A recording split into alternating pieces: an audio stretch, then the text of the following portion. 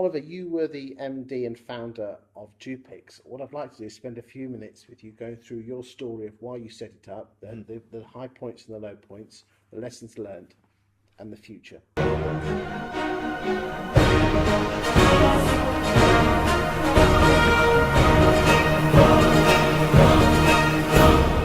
Is that okay? Yeah, sure. Good yeah, stuff. okay. So, roll the clock back. When did you leave uni? And what? So I graduated in 2001 with a degree in computer science. All right. So I was a bit of a techie, but not really a coder. I took that into London and I worked for a company called Capco, which was a management consultancy working for investment banks. Spent some time overseas, worked in Tokyo for about a year and a half, and came back. The financial crash happened in 2003. Banks weren't employing consultants, so I, together with about 650 people, got made redundant. And ended up moving back to my mum and dad's house in Evesham, which was a bit of a fall from grace. How did that make you feel? Yeah, I mean, not for six, if I'm honest. So how old were you at this point? In 23, 24, something like that. Okay. And, once had this big job in London, travelling around the world, and then, of course, back to mum and dad's house. And took me a while, really, to figure out what I was going to do next. So I worked for a local company. It was actually running Formula One, and I was lucky enough to work in the IT department for them as a contractor. And during that time, started to form an idea about setting up my own company. And I was interested in property, specifically student lets, and at the time, prime location, Acerta Homes and Fish for Homes were portals of their time. And I was interested in maybe setting up a student version of that, right? So I borrowed 5,000 quid off my folks and went to PC World, bought two computers, one for me and one for somebody. I then put a job in the local newspaper rather. What year was this? 2004, Okay. 2005 actually. And a guy called Tom rocks up and he says, I can do some coding. And I said, I'll make some calls, so you build it and I'll sell it. And we started building websites for estate agents. And our first client was a company called Penny Conisbee Associates up in Brackley. And they paid us 25 quid a month to host their website. We built the website for free, but we charged them 25 quid a month to host it. And Penny would often ring us up and say, look, Ollie, it'd be quite useful if we could register applicants, and then we want to match our properties to our applicants and send out emails. And so over the course of the next sort of 6 months or so, we morphed away from a sort of property website business to more of a property application at that point. And we just built functionality on top of existing. Was it more important to be, a business owner to you? Was that important to you? No, completely, yeah. I mean, I was clamouring to be different. I had done the grey suit in the air-conditioned office for long enough, actually. And look, investment banking, is a colourful career, but it wasn't for me. And actually living in central London wasn't for me. But I wanted to be in control of my own destiny, as a lot of Kickstarter, business owners want to be. It's primarily their motivation. So, do you not have any fears being your own boss? I think I was too young enough to worry about what would happen if it went wrong. We were a bit maverick, Tom and I. We moved at a million miles an hour. We built for the customer. We responded to stuff without a strategy, really without any long-term plan. It was just cool. It was fun. Yeah. We had a pot plant, we had a phone, we had a football. It was all good. Yeah. And we built this thing, and 25 quid a month turned to 50 quid a month, and we just started capturing the interest of the industry. We were very early. We were one of the very few at the time to be kind of in the cloud, if you like, but web-based. And we were displacing existing CRM companies that had checked themselves out on service. They weren't adding anything to the product, and we were a lot cheaper, and we were the new kids on the block. And that only got us so far. We had to then grow up and mature as a business, and we did that with our version 2 product. So we're now into the 2010. We built residential lettings and property management, which was at the time, honestly, a bit of a guess. It was like, feels like a good idea, let's just do that. And that allowed us to offer an all-in-one solution, which at the time was received really well. And then we just really went on that journey of growth, where I came back from the front line of sales. Tom started to build a team around him, so we were up to sort of 18 people. Bring it back. 2007, 2008, we had the property market crash. Right. How did that affect your business? Well, look, those were the best years for us, and our clients, remarkably, were in pain, but yet we were gaining. And I think when I put those two things together and asked myself why or how, what we found in our client base was, I suppose, the overhead that was there when the times were good, additional administrators, dedicated viewing staff, those were got rid of, and the owner managers were stepping up and doing the viewings on a Saturday. But they needed technology to support them because they had fewer heads in the business. So we came along with the right product at the right time, and we were cost competitive, so it worked. But running a business, if you don't mind me saying, you're awfully cheap. Was it always roses and honey? Oh no, I mean, look, I mean, you told me earlier that there was a real sticky point at one point. Yeah. 07. Yeah.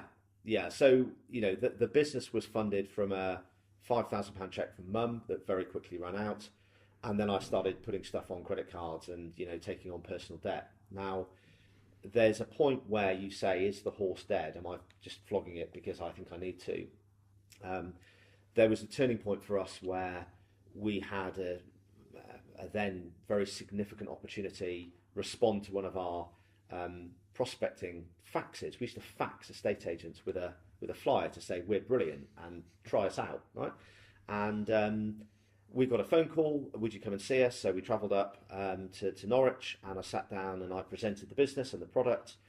And the bottom line is they ended up taking a punt on us. We were, I wouldn't say a half-baked product, but we were very early, and they were moving from a very established system, but they were just sick to death with the lack of service and I suppose the feeling that they were sort of not being served very well by their supplier. So they moved to us. And if you don't mind me saying, those are the sort of things that people are saying about in 2019 about the current CRMs. Yeah, I mean, that tells me that there's a common theme here that's important to estate agencies, and that is you've got to have a great product, you've got to deliver a really good service, but value, being fair, and delivering a personalised, relevant service where you just solve their problem is what people actually want. So why do you think this firm in Norwich with multiple branches took you on then?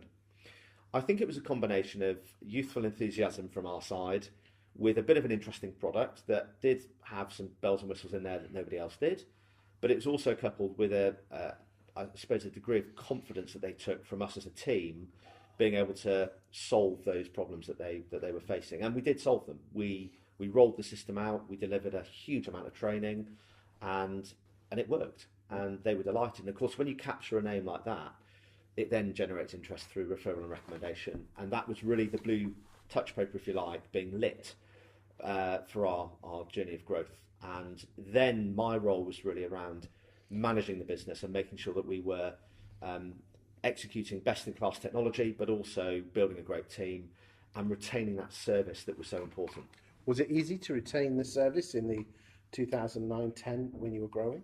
No, it's not. I mean, we weren't perfect by any stretch, but we always brought back the importance of delivering relevant and personalised support, and often that was at the expense of profitability and dividends and all that stuff that goes with a successful business, because Tom and I had an investment mindset, so we poured money back into that business. So you were joint owners at this point, were you? We were, yeah. Tom came along, and what was interesting was we didn't really know what we had in those early days, and we just agreed on an equity split that we were both comfortable with, and we parked it. That wasn't important. What was important was about building a great company, putting together a great product, and just doing well for our customers. And that drew in some remarkably talented people into our business.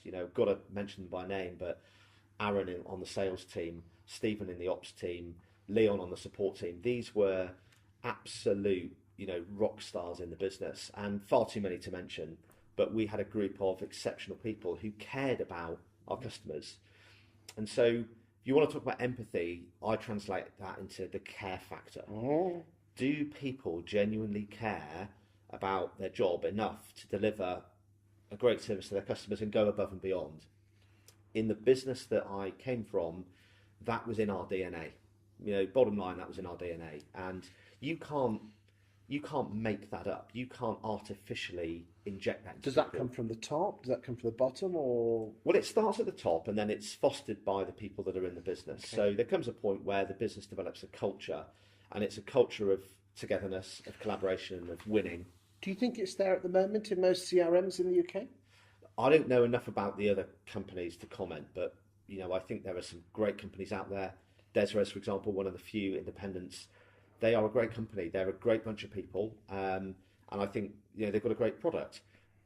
Repeat, another until recently a privately owned business with some passionate individuals in that company, doing really great stuff for their customers. And that's not to say the businesses that are sat in the Zoopla portfolio or elsewhere don't do a great job. I think they do. But when you change the primary motivation to be in business, then you change behaviour, culture changes, and then unfortunately in some cases that care factor does slide out the door. So let's come back. You were growing in the early 2000s, 10, 11, 12. Was things going really well? What lessons were you learning at this point as you were growing? Because growing a business is quite hard work. It is, yeah, and I forget the chap that talks about it, but there are stages of growth. It's 4 employees, then it's 9, and every stage of growth, not necessarily determined by headcount, but by by turnover, by the number of clients you've got, by the number of products you have. You hit the rev limiter, and then you have to figure out how you get into the next gear, and that next gear is often harder as you go up the gears. So, when I guess around that area, 2011, 2012, we're at a critical point, 28, 30 members of staff, growing quickly, lots of pain points, lots of distractions coming into the business. Had you learnt loads, in 07, 08, you're up to your eyeballs in debt. How did you get through that back then? I know we've just gone back a bit. Well, I've only just got through it. It took a while, but if you put the financial burden to one side, what got us through was a belief in the product, a belief in the team, and just a sheer determination to keep going. How would you say to anyone who's running their business, who's running it on credit, when should you know when to pull the plug and when not? Oh, that's a difficult one. I think. I mean, it depends on the context of the situation and the people involved. Yeah, I've got friends outside of the industry who run their own business. Some super successful, some really struggling, finding it tough to make ends meet. And I think to try and answer your question, there comes a point where you've been doing it for so long, and you're so far in that are you better off working for somebody? Because what that does is it kind of solves the financial problems and the sleepless nights that go with that. But it also gives you, I guess, a simpler life. And for some people, that is ultimately who they are and what they should be. Business ownership, and particularly driving a high growth business, is, yes, there are some definite upsides to it, but it's hard work, it's thankless, and there are lots of people around you, your friends, your family, who just don't understand what you're going through. It's lonely being a business owner, isn't it? It can be, yeah, and the saying is it's lonely at the top. I mean, I was blessed in the first business with not just a very capable, robust technical director who was my business partner in Tom, but I had a great team, a great management and exec team that sat around that, and people that we empowered and that we trusted. That's the point here. Is that what made the difference at Jupix then? 1,000%. Yeah, no doubt about it. I mean, I was steering the ship, if you like, but the ship was being sailed by exceptional people. And, in the new business loop, I am, again, blessed with a business partner in Claire, who is an astute industry professional. She's very, very sharp on what she needs to be and what the business needs to be. And she's relevant because she's come from the agency background. Okay, so how many offices or agencies did you have, in the early, teens, just before you sold? Mm-hmm. I'll come on to why you sold in a second. Mm-hmm. So in 2014, we were... What was your peak? Yeah, we were working... So we had 60 members of staff, and we were working with about 1,800 estate agency brands. Within that, 7,000 to 8,000 users a day would log in and use the system. These were not insignificant numbers, and we would receive a couple of hundred phone calls a day, and those were representative of, I suppose, the dependency that our clients put in the system. They were using it every day, they were running their businesses on it, we had a very important job to do, and we recognised that. So we were sympathetic to the customers and the challenges that they faced. That drove our product roadmap, it drove our pricing, it drove our contract terms. We had 30-day rolling contracts with our clients, and what that meant was, if you like us, you're going to carry on paying us. But if we don't do you a good job, you should be able to leave, shouldn't you? I mean, that's the deal. And that was a bit of goodwill in there. Yeah. And it got us out of sticky situations. It allowed us to say sorry and to rectify stuff when things went wrong, and they did go wrong. Okay. But it meant that people felt that they were partnering with us, not just having this sort of crude supplier relationship. So why did you sell up? That's a good question, and I've had time to do the post-mortem on that and do the retrospective. Okay. At the time, Tom and I were 30-something business owners that had been doing it for 7 years, and we were running out of challenges, or maybe hitting challenges that we weren't. Bored? On some parts of it, yes, we were. On other sides, we were recognising slowly that maybe we weren't best suited to be running a business of that size, because I describe myself as a Kickstarter entrepreneur. I'm great in first gear. I'm even better in second gear. Third gear's nice, but fourth and fifth, well, I'm not too sure about that. You know, and in Jupix, I was in sixth gear, and there were operational challenges that I just wasn't experienced in. And let's be honest, when you employ 60 people, you've got to pay them at the end of the month. You've got a huge responsibility to keep those wheels turning. And we're a profitable, high-growth business. There was nothing to worry about. But was this business, and more importantly, was the team in better hands in a bigger business, in a business that was used to that? Yes, it was. So, personally, financial goals were met. That was a principal motivation. You know, there's no question. It was the right time because of the strategic reasons why Property Software Group acquired that business. That window was never going to be open for very long. Did they approach you, or did you approach them? They approached us, and we carefully selected the circumstances under which we would allow ourselves to be acquired. But one of the overriding reasons was to put the staff and the product in safe hands and allow it to grow and develop. And when I look at that business now, it has grown, it has developed. It's part of a FTSE 100 business. The customers are taken care of. The staff are looked after. They are being provided for in ways that Tom and I could never have done in a privately owned business. So, do I regret it? Absolutely not. Do I get slightly upset when I see that things maybe in some areas haven't turned out the way I wanted them to be? But we're 5 years on, so the world changes. It does. It does. Did you have much tears with the staff? Yeah. Look, it was a transition period from a privately owned business where, you know, Tom and I were sort of a family business, wasn't it? It was really. It was a really great culture in that company, and you know that was, I suppose, one of the things that made us hesitate. But we were given the comfort by Mark and his team that things were going to stay the same, and they did. You know, I think those guys, hats off to them, they did a great job, and they then weren't in control of what happened after that when it moved up into the Zoopla group. But again, they've done a great job as well, and the business is performing well. I'm coming back in because I think there's an opportunity in the market to establish the old new order. What I mean by that is... Why are you coming back in? What motivated you? Because you could have just sat on your desert island, couldn't you? Well, that would have been a very small desert island and a pretty boring desert island, let me tell you. Look, I've been out of the industry for 3 years and sat on my hands because that's what I had to do. I'm passionate about this stuff, right? I'm passionate about property. I love it. It's the second most talked about thing in the UK. Let's just bring it back a second. Okay, so I don't want to mention numbers, but you were sitting on a big lump of cash. What lessons did you learn from that? Fast cars and fast women and the rest you wasted? Yeah, look, it's really crude, isn't it, to talk about money, and I'm genuinely not allowed to talk about that. But what I can say is that... I don't want to know the figures, I just want to know your feelings. Yeah. Because there's going to be people out here, like agents that sell their businesses or prop techs that sell them. If you can share your story, did it change your life? And what lessons did you learn? Yeah, it gave me a new perspective on what's important.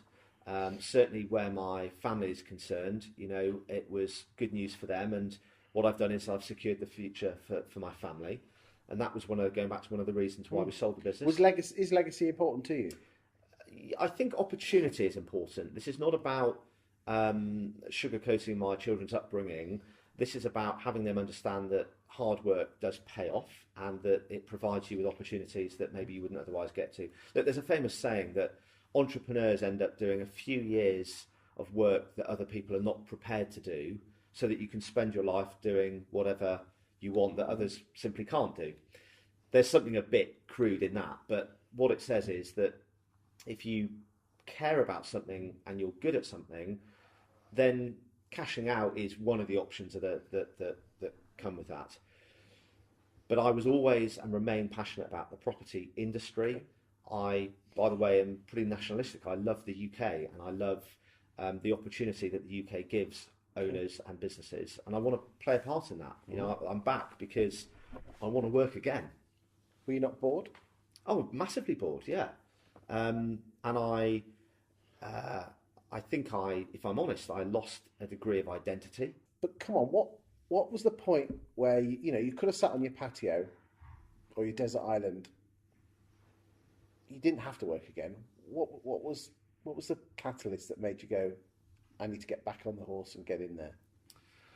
Well, all right, I'll tell you a story. And it was June, July 2016. So when did you actually sell Jupix? 2014. Stayed with the business for a year, and found myself at home middle of the summer 2016, and my wife was out, and it was a bright sunny day, and I'm there having a glass of wine and a newspaper, reading the newspaper. Nothing wrong with that. And it was all good. I mean, it's the summer. You're in the back garden. Why not? Too right. Nice Chateau, what's the name or whatever? Yeah, I think it was a bottle of Plonk from Tesco, right? But there we are. And my wife comes back with my mum, and they open the patio doors, and my mum says to me, she calls me Oliver, and most people call me Ollie, but when it's an Oliver, it's I've done something wrong. And she said, so what are you doing? And I said, I'm having a glass of wine in the sun, Lovely. It's all good. Come and, grab a glass from the kitchen. Very nice. Come and join me for a glass of wine. And she said, I think you've missed the point. You're drinking wine and it's 9:30 in the morning. And I thought, goodness me, it's time to go back to work.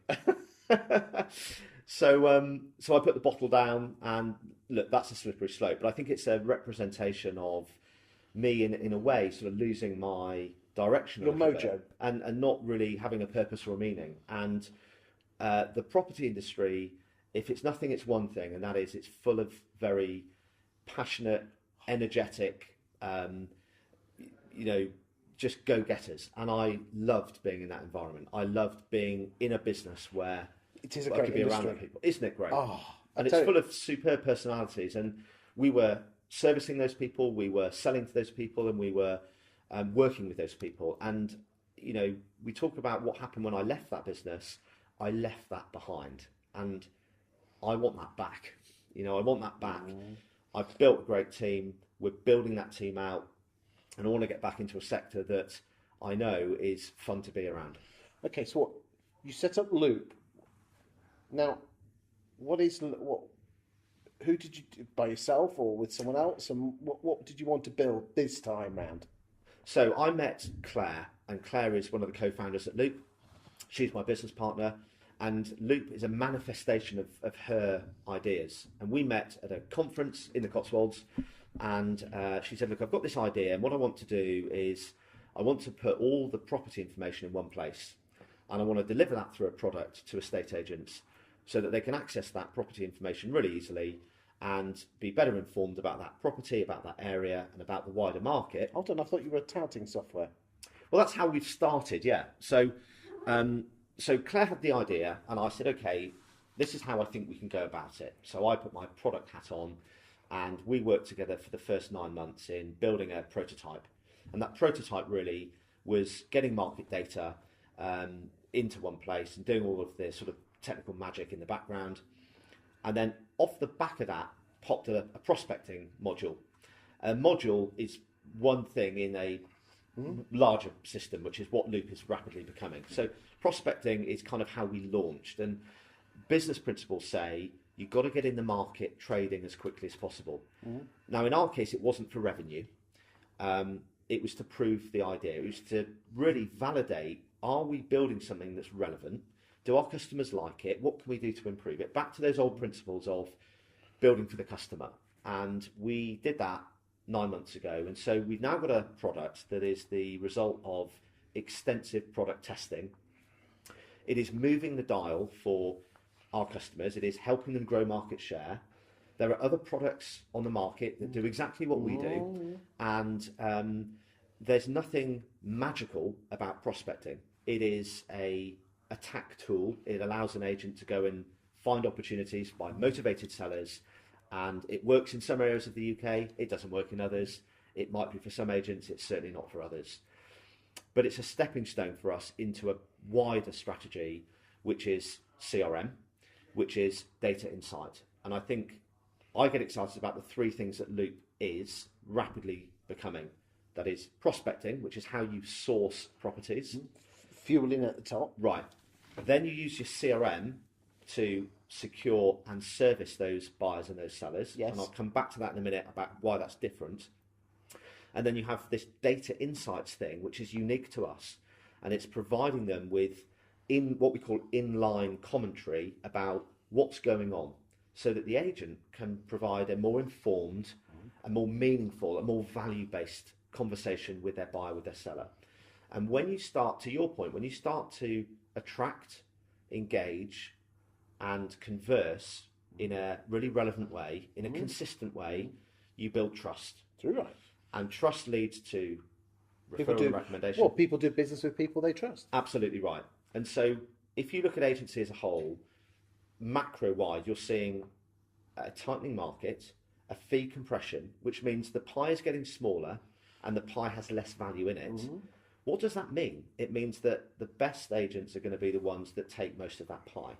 So there will be casualties along the way. We know that, we're seeing that.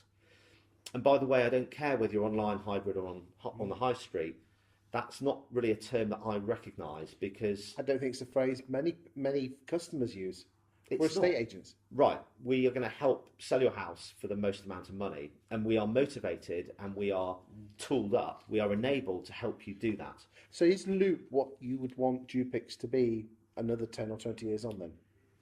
Yes, it's a good one. Look, we are building and have built all the stuff that you would see in all the CRMs out there. The diary, the book of viewing, the make an offer stuff, right? That is just, there's no one getting excited about that. But where I think we are different and where we're starting to really turn heads is when you overlay market data, property data, and unique insight into that. For example, if you're booking an appraisal in Loop, we can tell you in that appraisal booking process what you've sold on the street, how long other properties have been on the market, whether there's planning permission next door, whether the property is at risk of flooding. We can give you a set of early warning indicators and early upside indicators as to what it is you're getting involved in. And that helps the agent assess the opportunity, but also start to converse with the client on what's important to them. It's about them, isn't it? It's not about me and my agency, or it's not about what software I use. It's about shining the light on that seller or that buyer. I think buyers are underrated. I think they've actually got a lot more to offer. But for the seller, it's about understanding their circumstances and then providing meaningful advice around that to help with pricing strategy. Well, it creates value, doesn't it? Absolutely right. So if you break out the property transaction, you look at what are estate agents doing during the week. They're producing brochures. They're uploading to Rightmove. They are doing viewings. They are negotiating on sales. There's a whole load of stuff that they do, which is not really making the light of day. It's that iceberg effect of what they see on the surface is what you do for your 1.5%, isn't it? No, we do a whole lot more. And what we're trying to do is not flip the iceberg, but we're trying to push the waterline down. So the buyers and sellers of today, which is a different generation to what we had even 7 or 8 years ago, they're different. They want transparency, they want speed, they want convenience, they want self-serve. These things are okay, right? But we've got to bring it back to what value is the agent delivering. And I think technology can help that So this is about technology sitting alongside the agent rather than getting in the way. And that's what we're trying to build. Thank you very much. Cheers.